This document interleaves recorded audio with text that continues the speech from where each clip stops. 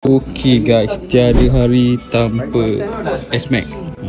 Tengok kat depan ni guys, kita ada S2, kita ada F1 Pro 2 biji, helmet pun 3, NHK 2, satu lagi Shoei. Kita nak pasang.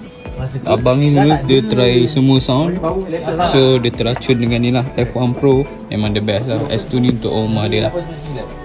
Rasanya dia ada 2 rumah, so dia beli 3. Okay guys, jom kita nak pasang ni.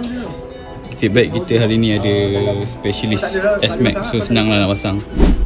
Ni yang kita cakap dia, ada specialist S-Max, Andy Bernardi from S-Max.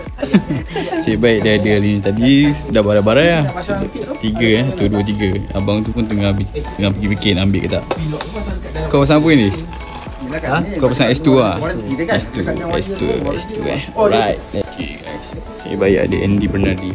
Dia tengah explain lah macam mana nak connect, macam mana nak update. So kalau beli dengan Moto Gear ni, memang kita akan cerita lah macam mana nak gunakan S-Max ni. Muka caca bro.